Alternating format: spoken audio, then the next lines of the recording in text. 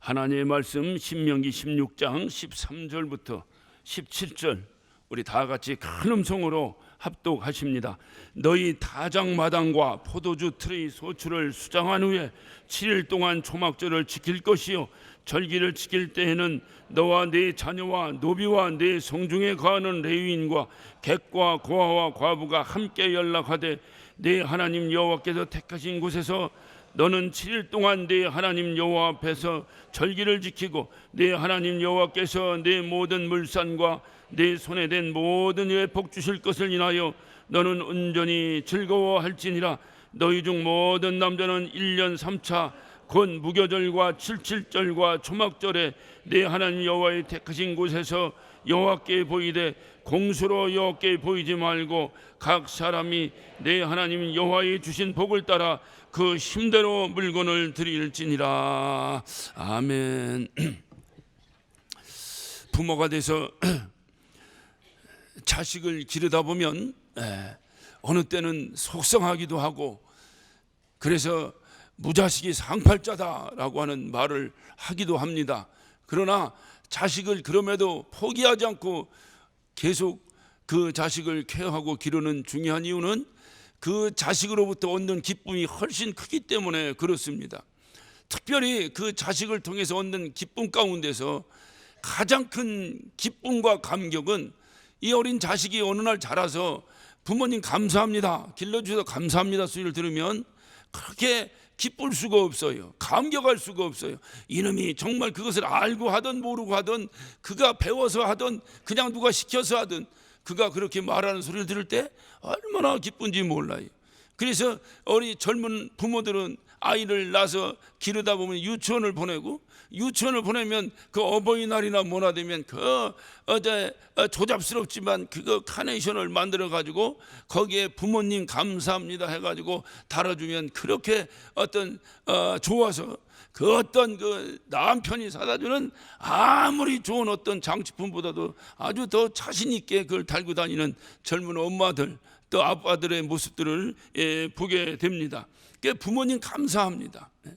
저도 어려서 시골에서 학교를 다녔습니다. 시골 학교를 다니다 보면은 이제 수학여행을 서울로 이렇게 올라오게 됩니다. 서울에 사시는 분들은 수학여행을 시골로 가요. 그런데 시골에 사는 사람은 수학여행을 서울로 이렇게 올라옵니다. 제가 어려서 서울에 이렇게 수학여행을 왔는데 덕수궁에 제가 갔던 기억이 납니다. 덕수궁에 갔더니 그 당시, 지금도 그 건물이 있는지 모르겠습니다만은 그 석조전으로 이렇게 되는 그곳이 옛날에 국립박물관이었습니다. 그 박물관 견학을 하고 이렇게 나오는데 그 기념품을 이렇게 이제 학생들이 수학여행을 오니까 이렇게 어떤 기념품을 파느라고 매대를 설치하고 있는 아저씨들이 있었습니다. 제가 이렇게 보니까 거기 아주 예쁜 이 브로치가 이렇게 있었습니다. 제가 제 용돈을 줄여서 그 브로치를 샀습니다. 우리 엄마 서울서 사온 거, 메이드 인 서울, 서울서 사온 거 딱 우리 어머니, 시골에 사시는 우리 어머니에게 딱 달아드릴 것이라고 그걸 샀습니다. 사서 제가 수학여행이 끝난 다음에 우리 어머니를 갖다 드렸어요. 엄마, 이거 내가 사왔어. 엄마 이거 달아봐. 우리 엄마가 그 당시 나이로 보면 40대 초반 정도 된 아주 젊은 엄마였을 것인데, 그 어린 아들이 그거 사온 그것을 무슨 그것이 어떤 좋은 물건이고 아름답고 멋있다고 그것을 가슴에 달겠습니까?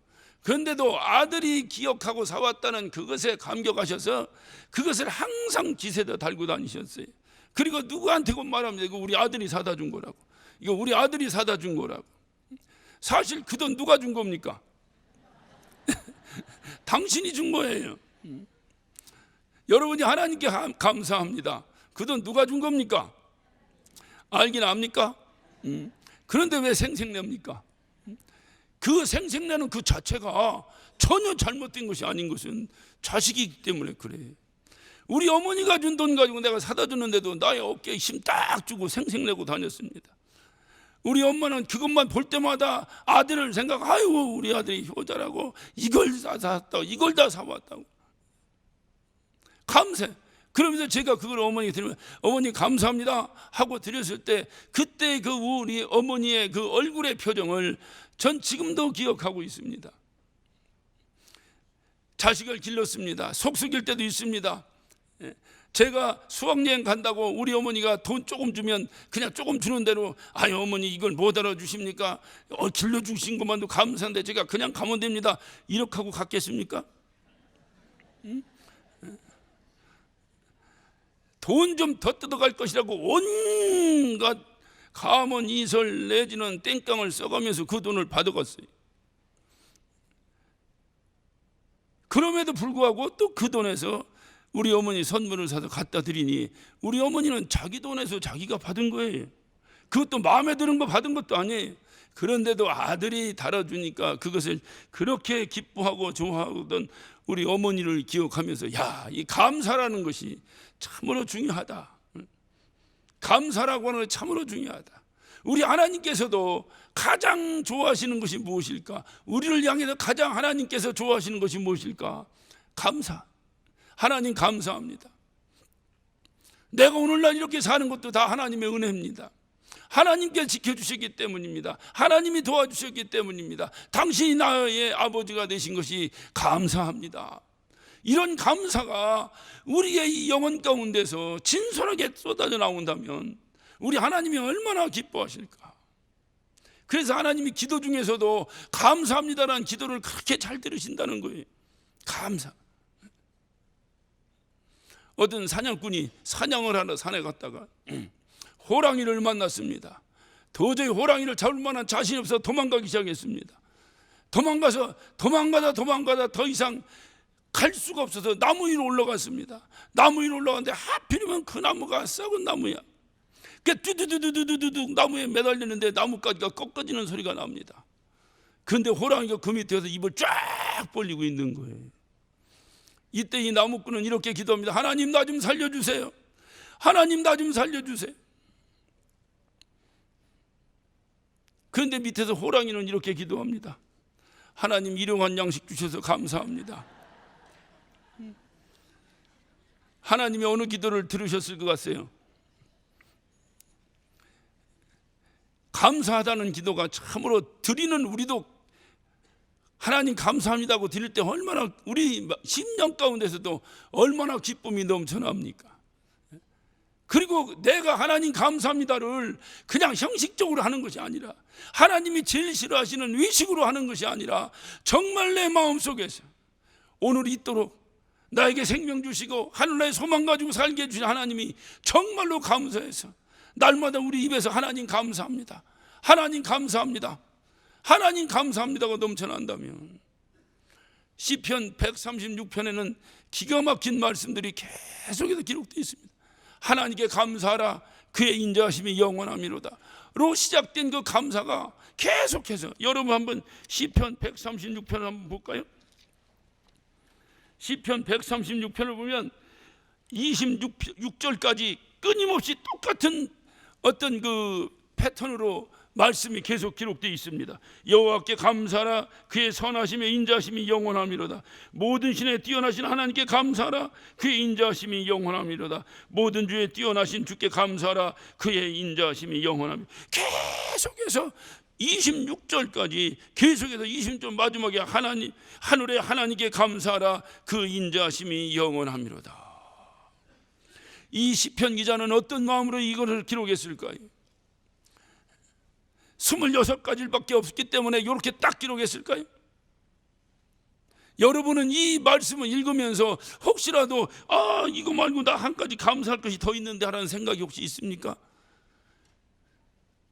2019년 감사주의를 통해서 여러분이 시편 136편 26절까지 기록되어 있는 이 말씀에 27절부터 끊임없이 기록해 나간다면 하나님이 얼마나 감격하시고 기뻐하실까.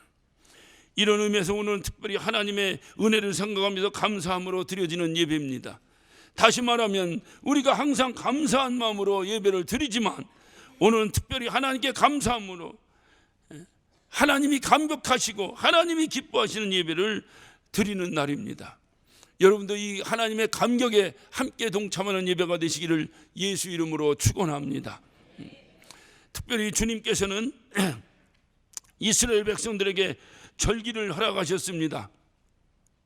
그 절기로 허락하신 중요한 이유는 그 절기의 의미를 알고 은혜를 잊지 말고 감사하며 살라고 주신 절기입니다.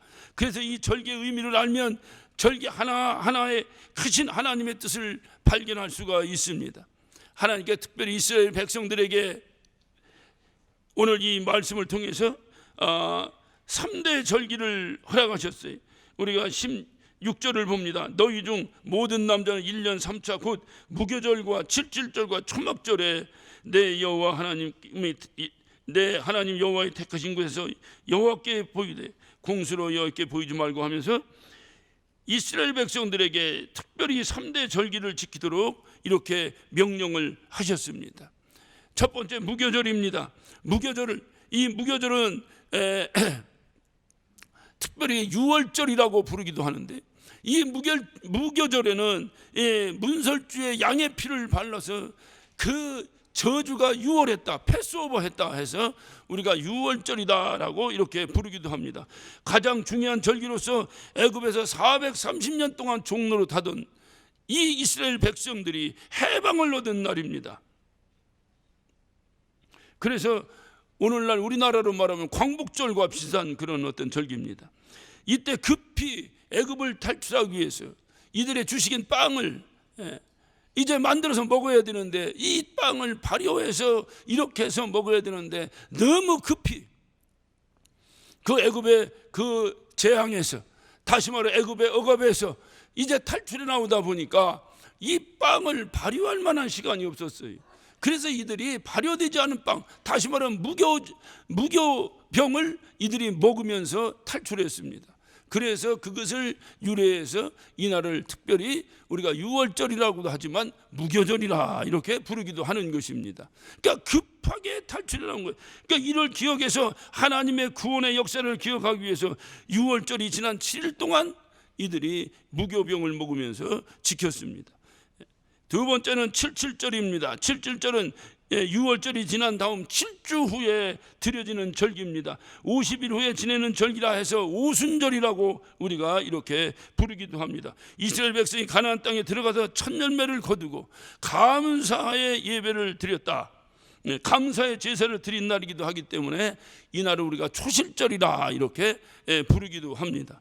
세 번째는 초막절입니다. 광야에서 나그네로 살면서 초막을 짓고 살며 하나님이 주시는 만나를 먹고 살았던 걸 기억해서 이들이 초막을 짓고 살았습니다. 그래서 그 때를 우리가 초막절이라 이렇게 부르기도 하고, 또 1년 동안 거둔 곡식을 창고에 드리고 갖는 기쁨에 드리는 절기라 그래서 우리가 수장한다, 다시 말해 수장절이라 이렇게 부르기도 합니다. 그 오늘 13절에도 너희 타작마당과 포도주 틀의 수출을 수장한 후에 7일 동안 초막절을 지킬 것이라 이렇게 말씀하셨죠. 그러니까 초막절을 7일 동안 수장한 후에 7일 동안 하나님께서 광야에 우리가 초막을 짓고 살 때에 하나님께서 먹을 것을 먹여주셨던 만나를 내려주시고 또 이제 메추리를 떨어뜨려 주시고 했던 그러한 것들을 기억하면서 이들이 그 어떤 그 곡식들을 수정해 놓고 하나님 은혜에 감사해서 지냈던 그런 절기를 초막절 또는 초실절이라 수장절이라 이렇게 우리가 부른다고 하는 것입니다. 이 절기에 영적 의미가 있습니다. 무교절, 다시 말해 유월절이 이스라엘 민족이 애굽의 종살이에서 구원받은 것을 기념하는 절기라고 한다면, 유월절의 영적인 의미는 죄와 사망에서 그 사망으로 말미암아 마귀의 종로를 타고 살던 그 이제 우리가 예수 그리스도로 말미암아 구원받고 자유롭게 됨을 의미합니다. 그러므로 이 당시에 문설주에 발랐던 양의 피는 예수 그리스도의 보혈의 피를 의미하는 것입니다. 칠칠절 오순절은 모세가 광야에서 하나님부터 십계명을 받은 날이요, 신약에 와서는 성령이 마가에다 다락방에 임한 날입니다. 그래서 오순절의 영적인 의미는 모세가 시내산에서 계명을 받았듯이 우리도 성령 충만함을 받아야 함을 의미하고 있습니다. 또 마지막으로 초막절 수장절은 모든 알곡을 거두고 창고에 수장하고 일주일 동안 초막을 짓고 만나를 주신 하나님께 감사하며 잔치하는 날입니다. 오늘날로 말하면 추수감사주일입니다. 그러므로 추수감사주의 영적인 의미는 마지막 때에 하나님께서 알곡성들을 구별해서 하늘 창고에 거둬들일 때 이에 알곡으로 구별된 우리가 감사하는 날, 그날이 바로 오늘 이 주님께 지키라고 한 초막절, 수장절, 오늘날로 말하면 추수감사주일입니다. 여러분, 이 알곡과 쭉정이를 구별한다. 여러분, 마태복음 3장을 한번 잠깐 보실까요? 마태복음 3장 12절을 보면 손에 키를 들고 자기 타작마당을 정하게 하사 알곡을 모아 곡간에 들이고 쭉정이는 끄지 않는 불에 태우시리라. 여러분, 알곡은 창고에 들이고 쭉정이는 꺼지지 않는 불에서 태워버리겠다는 겁니다. 알곡과 쭉정이를 어떻게 구별합니까? 이것을 구별하는 중요한 방법은 바람 부는 거예요. 그래서 예전에 어머니들이 어떤 그 쌀을 이렇게 밥하기 전에 기질할 때도 탁탁탁탁 탁 치면은 알곡과 쭉정이가 딱 갈려서 쭉정이가 바깥 탁 떨어지는 걸 보고, 또 이렇게 어떤 그 뭡니까 이렇게 탈곡하고 나서 바람 부는 풍구질을 하고 거기다가 하고 뿌리면 쭉정이 휙 날아가고 알곡이 무르르 떨어지는 것을 예전에 농사하시던 분들의 모습을 보고 기억할 수 있을 것입니다. 다시 말하면 이 알곡과 쭉정이는 바람을 불어서 구별하는 것인데 이 바람이 과연 무엇이겠어요? 저와 여러분이 사는 삶 가운데 바람이 무엇을 의미하겠어요? 순탄한 삶을 의미하겠습니까? 아니면 환난을 의미하겠습니까? 우리의 삶이라고 하는 것은 우리는 순탄한 삶을 원하지만 우리가 원치 않는 환난이 항상 우리를 따라오고 있습니다. 그래 주님도 말씀하시는 거예요. 너희가 세상에서 환난을 당하나 담대하라. 환난이라고 하는 것은 우리가 살아있다고 하는 결정적 증거입니다. 끊임없이 따라옵니다. 그러나 우리의 믿음의 사람들은 그 환난이 무슨 의미냐 그 말이에요. 그 환난은 바로 나를 알곡과 쭉정이로 구별하는 의미라고 말. 평범할 때는 몰라요. 그냥 어떤 아무런 어려움 없을 때는 몰라요. 과연 이 양반이 알곡인지 과연 이 양반이 쭉정인지 아무도 몰라요. 그런데 비바람이 물어치고 환난이 일어나고 나면 알곡과 쭉정이는 쫙 구별됩니다. 하나님께서 구별하시는 방법이에요. 그래서 알곡으로 구별된 것은 창고에 수장한다는 거예요. 그래서 오늘날 우리가 이 수장절, 다시 말하면 오늘날 이제 초막절의 의미를 우리가 되새기면서 추수감사주일 예배를 드리는 것은 하나님께서 나를 알곡으로 구별하셔서 나를 하늘 창고에 쌓아두실 것이라고 하는 그 확실한 믿음 때문에 하나님 나를 알곡으로 구별시켜 주시면 감사해요. 왜? 쭉정이로 구별되는 순간이면 꺼지지 않은 불 속으로 떨어진다는 거예요. 이것이 주님께서 절기에 주시는 중요한 의미입니다. 이 세 가지 절기를 살펴보면 놀라운 사실은 우리의 어떤 구원의 여정, 다시 말해 우리의 구원의 여정도 이 절기의 순서대로 그렇게 진행되고 있음을 여러분 아셔야 될 것입니다. 먼저 우리는 마귀의 그 어떤 억압에서, 사망의 저주에서 우리가 해방됐습니다. 다시 말하면 이 이스라엘 백성들이 출애굽한 것과 같이 유월절이 바로 우리에게 있습니다. 우리가 세상의 죄악에서, 세상의 유혹에서, 마귀의 억압에서, 사망 권세 앞에서 죽기가 두려워 정신토록 종로닫는 우리의 모습에서 유월절에 놀라운 하나님의 은혜가 있었습니다.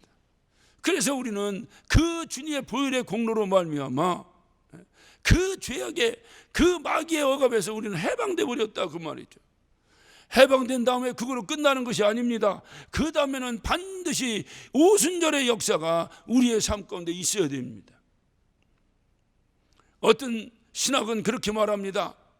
예수를 믿을 때, 이미 예수 그리스도를 내가 영접해 드릴 때 그분이 삼위일체 아니냐? 예수가 성령이고 성령이 하나님이시고 그렇기 때문에 예수가 내 안에 영접돼 들어왔다 하는 것은 그때 성령을 받은 것이다 라고 말하는 신학도 있습니다. 오늘날 상당히 보편적으로 일반 전통교회에서 말하고 있는 신학입니다. 성령론입니다. 그러나 일반 펜티코스탈, 다시 말하면 오순절 계통에 우리 성령론을 가진 교회들도 많이 있습니다. 다시 말하면 예수를 믿고 난 다음에 반드시 성령을 받아야 된다라고 말하는 겁니다. 그렇다고 한다면 우리는 어느 쪽입니까? 우리는 어느 쪽입니까? 예? 잘 몰라요? 우리가 바로 오순절 계통입니다. 그래서 우리가 성령운동 한다고 말하는 거예요. 제가 박사학위를 공부하면서 논문을 준비하다가 교회 성령운동에 대해서 논문 쓰다가 5번을 빠꾸 맞았어요. 인정이 되지 않는 거예요. 도대체 성령운동이 뭐냐고 자꾸 물어요. 내가 돈 내고 교수한테 배워야 되는데 내가 돈 내고 교수를 가르쳐요?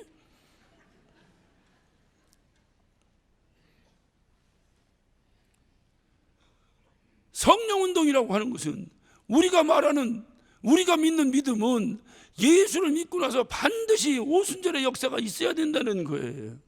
우리는 경험을 통해서, 우리 신앙생활을 통해서, 이제까지 우리의 여러 가지 신앙의 형태를 통해서 분명한 것은 예수를 믿고 나서 성령을 받지 아니하고는 분명하게 예수 그리스도를 구주로 영접하고 변치 않는 믿음을 갖기가 힘들다고 하는 것을 우리는 경험하고 알고 있습니다. 이것이 맞고 저것이 맞고가 중요한 것이 아니라 이것이 맞고 저것이 맞고가 잘 모르겠거든. 커트라인을 높여서 커트라인을 이렇게 두면 그 안에 낮은 것은 저절로 포함되는 거잖아요. 그래 안 그래요? 네? 그런데 스스로가 편해지려고 커트라인을 낮춰. 그랬다가 나중에 하나님이 원하시는 커트라인이 높으면 어떡할 거예요? 그래 제가 항상 말씀드리게 구원의 커트라인을 높이라고. 그냥 예수 믿으면 구원받는다, 틀린 말은 아닌데 예수 믿는다는 것이 무엇인가에 조목조목을 여러분이 살피고 깨달아서 여러분의 구원의 커트라인을 높이시길 바랍니다. 이 구원의 커트라인을 높이듯이 우리가 이 신학의 커트라인을 좀 높여. 분명한 것은 성경이 뒷받침하고 있는, 우리가 알고 있는 성경이 뒷받침하고 있는 것은 예수를 알던 자들에게, 예수를 믿는 자들에게, 이미 구원받았다고 하는 자들에게 주님은 부활하셔서 말씀하셨습니다. 성령을 받으라. 이미 예수의 제자라고 하는 자들에게 주님은 말씀하십니다. 이 예루살렘을 떠나지 마라. 내가 너에게 약속한 성령을 기다려라. 그리고 마가의 다락방에 성령이 임했습니다.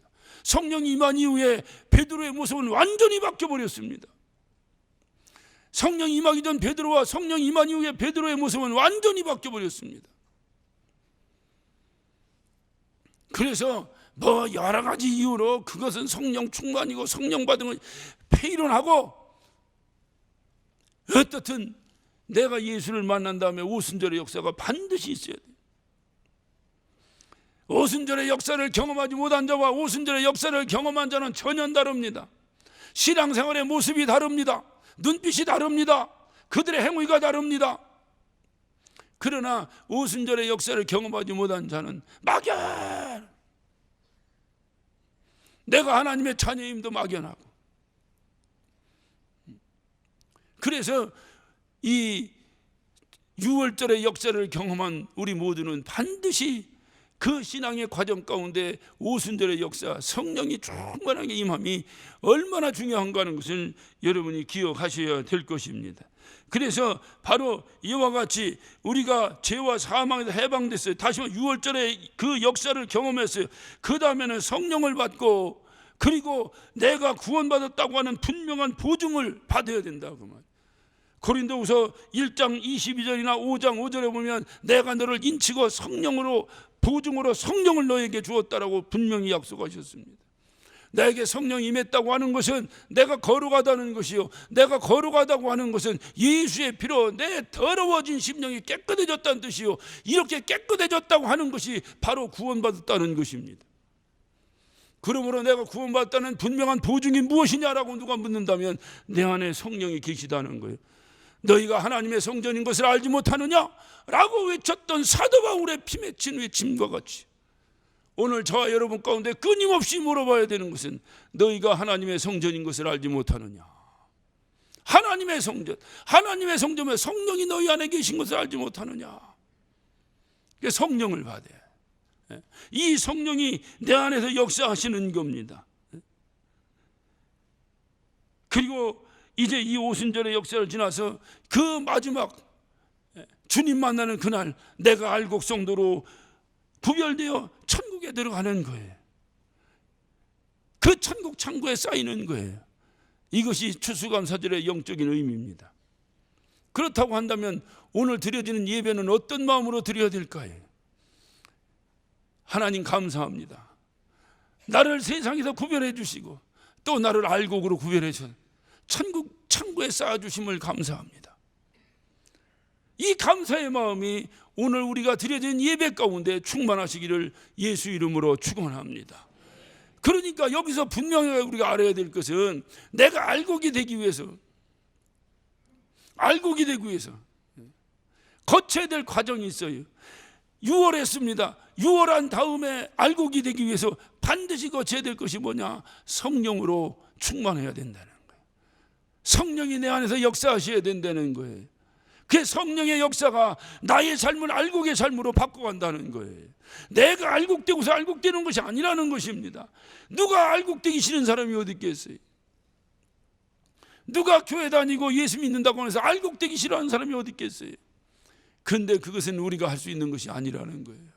성령이 이끌시는 대로. 성령 충만이 바로 뭡니까? 성령 충만은 소리 지르는 것이 아니에요. 성령 충만은 무슨 일어나 춤추고 하는 그런 것이 성령 충만이 아니에요. 성령 충만은 성령의 인도함에 순종에 따라가는 것이 성령 충만이에요. 성령이 인도하신 대로 살아가는 거예요. 성령이 내 주인이 돼서 나를 인도하는 거예요. 하나님 앞으로 인도하는 거예요. 세상의 유혹 앞에 눈 돌리지 아니하고 하나님 앞으로 나의 의지를 내려놓고 성령이 나를 인도해 나가는 거예요. 이제까지 내가 나의 삶을 인도하고 이제까지 나의 삶의 주도권을 내가 잡고 인도해 봤자 결국 내 삶의 모습이 어떤 모습이었는가 우리는 잘 압니다. 내가 했던 모든 사람들의 말로를 우리는 잘 알고 있습니다. 내가 해서 되는 것은 아니에요. 아무리 지혜 있다고 되는 것이 아닙니다. 하나님께서 성령으로 내 안에 오셔서 나의 삶의 주인이 되셔서 나를 이끌고 가는 거예요. 이 과정이 우리의 신앙생활입니다. 이런 과정을 통해서 결국 주님 부르시는 그날, 내가 알곡된 그날, 주님께서 나를 알곡으로 인정하시는 그날, 나는 주님 앞에 알곡 성도로 서서 당신의 그 생명과 바꿨던 내가 알곡이 되어 주님 앞에 서는 그 순간 우리 하나님께서는 얼마나 기뻐하시겠어요. 그 기뻐하시는 하나님의 품에 안겨 한없이 나의 이 세상에 어떤 이 더러웠던 유혹과 어떤 그 이제 힘들고 어려웠던 그런 모든 어떤 광야의 이 과정 가운데 있었던 모든 서러움과 모든 괴로움을 주님 앞에 토로하고 한없이 울어보는 거예요. 저는 모르긴 해도 천국을 아직 안 가봐서 잘 모르는데 천국 가면 가장 먼저 하는 것이 주님 품에 안겨서 한없이 울 것 같아요. 하나님 아버지, 내가 아버지 품에 안기기 위해서 얼마나 힘들은지 아십니까? 내가 아버지 품에 안기기 위해서 얼마나 힘들고 어려운 삶을 살았는지 아십니까? 그런데 지금 생각하고 내가 항상 감사하는 것은 그 어렵고 힘든 과정을 이길 수 있었던 것은 오직 당신의 은혜입니다. 당신이 나와 함께 했기 때문에 내가 이것을 이기고 나올 수 있었습니다. 어찌 보면 서러움도 폭발할 수 있겠지만은 어찌 보면 감사도 폭발하고 기쁨도 폭발하고 하나님 품에 안에서 한없이 눈물을 흘리고 울 때 주님은 우리에게 약속하셨습니다. 우리 눈에 흐르는 눈물을 닦아주시겠다고. 그것이 천국이에요. 이 천국에 누가 마다하겠습니까? 이 천국에 들어간다는데 누가 싫어하겠습니까? 이 천국에 들어간다는데 누가 감격하지 않겠습니까?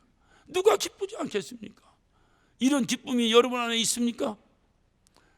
이런 기쁨으로 저와 여러분이 이 세상의 험난한 이 세상의 유혹과 악한 것들과 싸워서 어찌하든지 하나님의 영광 위에 살아보겠다고 몸부림치는 그런 어떤 전투력이 어디서 생기는 겁니까? 마지막에 주님 품에 안기는 그날을 고대하고 사모하면서 우리가 이기고 또 이기고 나가는 거예요. 그리고 마지막에 우리가 알곡으로 인정받아 주님 품에 턱 안기는 그 순간,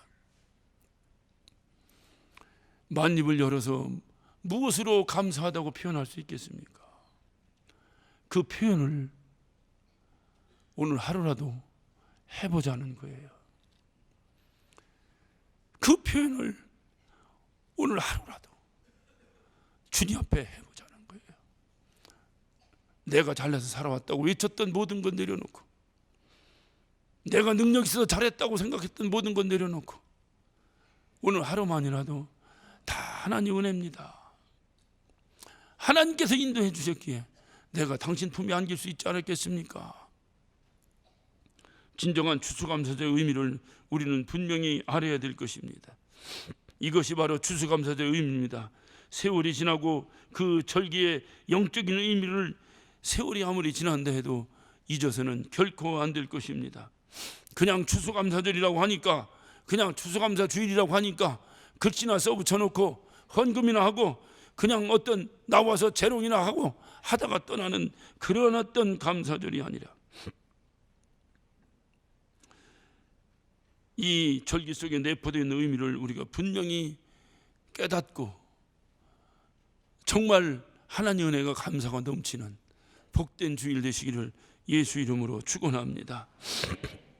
6월절을 지내면서 내가 영원한 사망 가운데 해방됐다는 감격이 되살아나야 합니다.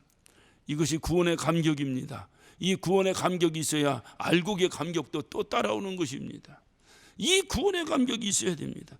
지금 우리가 6월절은 430년 동안 노예 생활하다가 구원된 것이 아니고 영원한 형벌 가운데 구원받은 것이라고 한다면, 출애굽한 이스라엘 백성들의 6월절 감격과 우리의 감격을 과연 비교할 수 있겠습니까? 우리가 구원받은 감격이 형무소에서 무슨 특사로 풀려나 갑자기 형량이 감형되어 석방되는 죄수들의 감격보다도 못하다면, 과연 오늘 우리가 드려지는 이 감사 예배가 하나님과 무슨 상관이 있겠습니까? 영원한 멸망 가운데서, 영원한 사망 가운데서 해방되고 구원받아 하나님 품에 안긴다고 하는 이 감격이, 영원한 생명을 얻다는 이 감격이 한낱 감형받아 그 감격하는 죄수의 그 어떤 감격보다도 못하다면, 오늘 우리가 드려지는 이 예배는 분명히 외식일 것입니다. 이런 외식됨을 우리 주님이 가장 싫어하신다는 것도 우리는 너무나 잘 알고 있습니다. 우리 주님을 가장 감격시키고 우리 주님을 가장 기쁘시게 해드려야 될 이 주일에 오히려 주님을 속상하게 해드린다면, 차라리 감사 예배를, 그 감사주의를 없애는 것이 우리에게 훨씬 복된 것이 아니겠는가. 오늘 하루라도 정말 나를 알곡 만들어주신, 나에게 영원한 생명을 주신 우리 하나님 감사해.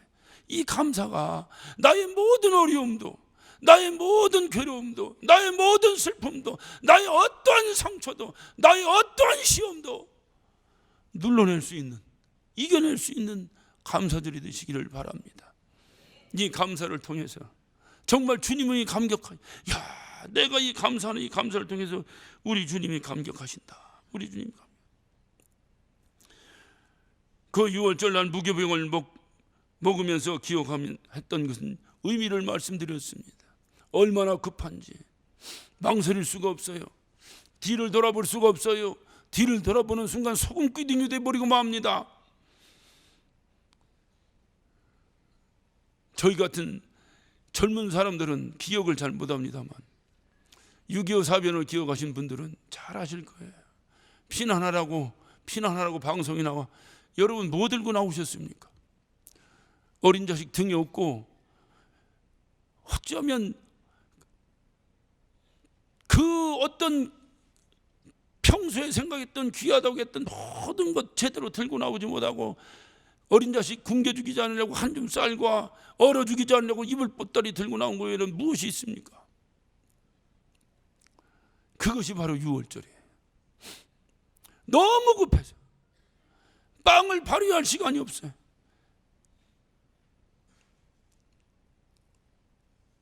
그래 원래 추수감사절 날은 무교병으로 성찬을 한번 해봐야 합니다. 의미를 생각하면서 우리는 오늘 하는 성찬은 전부 발효된 거예요. 그냥 발효된 것도 아니고 달짝지근하게 발효된 거예요. 여러분 무교병 한번 먹어보셨어요? 입에서는 씹히는데 목으로 넘어가지 않습니다. 정말 넘어가지 않습니다. 얼마나 급했는지 빵을 발효할 시간도 없어 그 무교병을 들고 나왔어요. 그래서 그걸 먹었어요. 이와 같이 죄악에서는 망설임 없이 뛰쳐나와야 합니다. 죄악에서 뛰쳐나오는데 여러분 언제 라면 끓여 먹고 나와요? 그냥 나와야 됩니다. 그냥 뛰쳐나와야 됩니다. 여러분 악의 소굴에서 나오는데 뭘 망설입니까? 조금 더 지켜보고 조금 더 지켜보고 그러다가 같이 멸망합니다. 빵을 발효한 빵을 먹을 수 없을 정도로 급히 뛰쳐나오는 거예요. 그것이 바로 우리가 구원받는 거예요.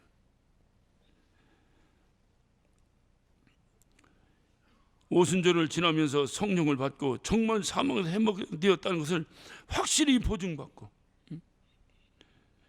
또 추수감사절 지내면서 영원한 천국에서 내가 알곡 성도가 되어 들어갈 것을 소망하고 그 감격과 기쁨을 그대로 살려서 오늘 이 2019년 추수감사절 우리의 표와 같이 풍성한 은혜 넘치는 감사가 경험되는 아름다운 기쁨이 넘치는 감사주일이 되어야 할 것입니다. 이번 감사절은 통해서 우리 가운데 정말로 내 영혼의 축제의 날이 될 수 있도록 내 일생 주님이 부르시는 그날까지 내가 주님의 은혜에 감사함이 잊혀지지 않도록 정말 알곡 성도가 되어 천국 창고에 들어가는 풍성한 은혜 넘치는 감사가 날마다 경험되는 삶을 살도록 여러분 주님의 은혜가 충만하시기를 예수 이름으로 축원합니다. 말씀을 마치면서 보너스 더욱 감사한 것은 우리의 형편을 바라볼 때 감사하죠. 우리는 이미 개혁이라고 하는 6월절을 넘어섰습니다. 이제 주님 앞에 알곡 성도가 돼서 서는 것만 남았습니다. 그 과정 속에 무엇이 필요하다고요? 무엇이 필요하다고요? 오순절에 성령의 역사가 필요합니다. 6월절을 지나 추수감사절에 이르기까지 반드시 거쳐야 할 절기가 있습니다. 오순절에 성령 충만함입니다. 모세를 통해서 율법이 십계명이 이스라엘 백성들에게 내렸던 것 같이 오늘날 신약 성도들에게는 반드시 마가의 다락방의 역사가 있어야 될 것입니다. 오늘 우리는 6월절에 그 감격과 기쁨 누리다 보니 오순절 절기를 거치지 못하고 있는 것 같아요. 우리 성도들이 기쁨은 있습니다. 여러 가지 자유는 있습니다. 또는 여러 가지의 기회들도 있습니다. 철저히 단풍놀이도 다닙니다. 얼마나 개혁의 변화인지 우리 스스로가 간증하고 다닙니다. 그런데 오순절의 역사는 우리에게서 사라지고 있습니다. 기도의 현장이 자리가 비고 있습니다. 성령 충만함의 역사가 사라지기 시작했습니다. 기쁨은 있는데 6월절의 기쁨이 여러분 오래 가는 게 아닙니다. 6월절의 기쁨은 50일 갔어요. 50일 후에 오순절의 역사를 통해서 40년의 광야의 생활을 이겼습니다. 여러분 이 추수감사절 감사의 절기에 보너스로 이 감사를 더욱더 감사함으로 정말 알곡의 성도로 확신할 수 있도록 오순절의 성령 충만함이 여러분의 삶을 지배하시기를 예수 이름으로 축원합니다. 기도하십시다. 오늘 시간 우리 다 같이 한 목소리로 기도하실 때에 하나님 오늘 감사주일입니다. 형식적으로 드려지는 감사가 아닙니다. 정말 우리 영혼 가운데에, 우리의 심령 가운데에 진정으로 감사함이 넘칩니다. 내가 무엇이건대 죄악의 구덩이 속에서 유월시키시고 이와 같이 하늘나라의 알곡 성도로 그 하늘나라에 참여하게 됨을 우리에게 허락해 주셨습니까? 하나님 감사합니다. 이 삶을 유지하기 위해서 오순절의 성령의 충만함이 필요하오니 우리의 삶 가운데 오순절의 역사가 있게 하여 주시고, 어디 그 오순절의 역사를 통하여 하늘나라에 그 수장되는 거룩한 감격과 기쁨이 넘치는 온전한 추수감사의 기쁨이 우리의 삶에 날마다 이루어지게 하여 주옵소서. 우리 다 같이 주여 삼창하시고 한 목소리로 기도하시겠습니다.